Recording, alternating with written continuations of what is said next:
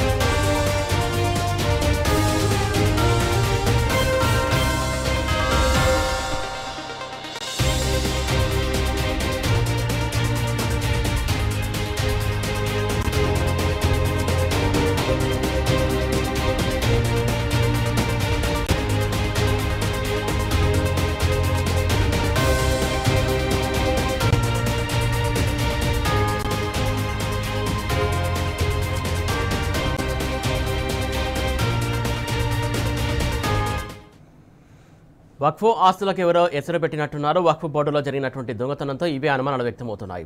వక్ఫ్ board ఆఫీసులో నుంచి పలు కీలక ఫైల్స్ మాయమయ్యాయి.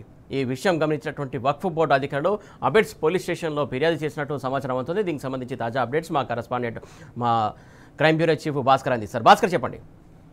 24వ తారీఖు వక్ఫ్ బోర్డు సంబంధించినటువంటి కార్యాలయంలో కీలక ఫైల్స్ మాయమైనట్టుగా పోలీస్ స్టేషన్ లో ఫిర్యాదు ఉంది. ఈ ఫిర్యాదుకు సంబంధించి ఆ శాఖకు సంబంధించినటువంటి అధికారిగా ఉన్నటువంటి ఓఎస్డి తహసీల్దార్ గా ఉన్నటువంటి మహమ్మద్ ఆసిఫ్ ఖాన్ అబిడ్స్ పోలీస్ స్టేషన్ లో ఫిర్యాదు చేయడం జరిగింది. ఈ అబిడ్స్ పోలీస్ స్టేషన్ లో ఫిర్యాదు చేసే నాటికి వాళ్ళ దగ్గర ఉన్నటువంటి కీలక డాక్యుమెంట్స్ ఏవైతే ఉంటాయో ఆ లెటర్ నంబర్లతో సహా EI/10/2025 డేట్ తో ఉన్నటువంటి అడ్రస్ తో ఉన్నటువంటి అన్ని కూడా మాయమైనట్టుగా, అదేవిధంగా చాలా వరకు వాళ్ళ దగ్గర ఉన్నటువంటి లెటర్ రైట్స్ కీలక డాక్యుమెంట్స్ కూడా మాయమైనట్టుగా తెలుస్తోంది.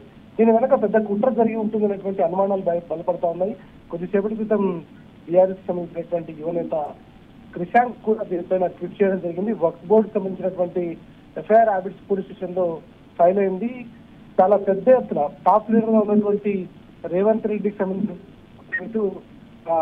దీనికి సంబంధించినటువంటి ఏదో వక్ఫ్ సంబంధించినటువంటి వ్యవహారంలో ఒక డీల్ ను చేస్తున్నట్టుగా కుదురుతోంది. ఎందుకంటే గతంలో మనం చూసాం, ప్రభుత్వ భూములను ఇష్టానుసారంగా తెలంగాణ భూములను అమ్మకానికి పెడుతున్నటువంటి పరిస్థితి. అటు ఫోర్త్ సిటీ కావచ్చు, ఇటు హెచ్సియు కావచ్చు, యూనివర్సిటీకి సంబంధించినటువంటి భూములు కావచ్చు, ఇటు కొడంగల్ దగ్గర వికారాబాద్ లో ఉన్నటువంటి ఏరియాలో కావచ్చు, అనేక చోట్ల ఇట్లాంటి వ్యవహారం కొనసాగించినప్పుడు ప్రజల నుంచి ఇటు టీఆర్ఎస్ పార్టీ నుంచి తీవ్రమైనటువంటి వ్యతిరేకంతో వెనక్కి తగ్గినటువంటి ప్రభుత్వం ఇక పక్కకు సంబంధించినటువంటి భూములను ఎలా లోపల అమ్మకాలకు పెడుతుంటారు అన్నటువంటి వివరాలు కలుగుతున్నాయి. లేదంటే అంత పక్కడ్బందీగా ఉన్నటువంటి ఎన్నో ఏళ్ల నుంచి యునైటెడ్ స్టేట్స్ లో కూడా మిస్ కానటువంటి డాక్యుమెంట్స్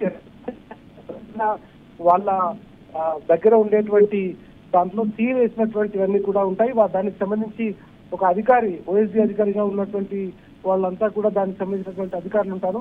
ఆ చైర్మన్ నోటీస్ లో లేకుండా, ఓఎస్డీ నోటీస్ లో లేకుండా ఏ పేపర్స్ కూడా బయటకు వచ్చేటువంటి పరిస్థితి లేదు. వక్ఫ్ ఆస్తులను అనేక సంవత్సరాలుగా, వేల సంవత్సరాలుగా కాపాడుతున్నటువంటి ప్రభుత్వాలు యునైటెడ్ స్టేట్ లో ఉన్నటువంటి ప్రభుత్వాలు కావచ్చు, గతంలో బీఆర్ఎస్ గవర్నమెంట్ లో కూడా చాలా జాగ్రత్తగా కాపాడినటువంటి పరిస్థితి. కానీ ఇవాళ మైనారిటీస్ కి సంబంధించినటువంటి ఆస్తుల దోపిడీకి సంబంధించినటువంటి కొత్త కుట్ర ఏదో తెరలేపినట్టుగా కనిపిస్తా ఉంది. దీంట్లో భాగంగానే ప్రస్తుతం వక్ఫ్ ఆస్తులు ఎవరో ఎసరు పెట్టినటువంటి పరిస్థితి చాలా స్పష్టంగా కనిపిస్తోంది. వక్ఫ్ బోర్డులో జరిగినటువంటి దొంగతనంతో ఇదే అనుమానాలు బయటపడుతున్నటువంటి వ్యవహారం ఉందనేటువంటి క్రిషాంక్ ట్వీట్ చేయడం జరిగింది. వక్ఫ్ బోర్డు ఆఫీస్ లో నుంచి అసలు ఫైళ్లు ఎట్లా తీసుకెళ్తారు అనేటువంటిది కూడా చాలా ఆశ్చర్యకరం. పూర్తిగా సీసీ కెమెరాలు ఉంటాయి. ఆ డిపార్ట్మెంట్ కు అధికారి ఉంటాడు. ఆ అధికారం నోటీసులో లేకుండా తీయాల్సినటువంటి అవకాశం లేదు.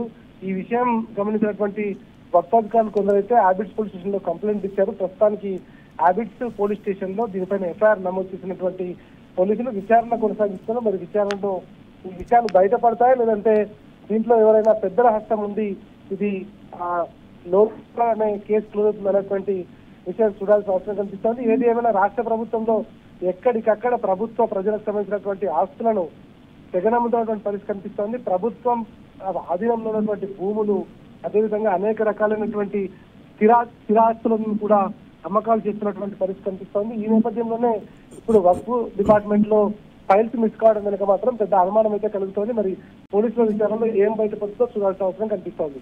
Thank you Bhaskar.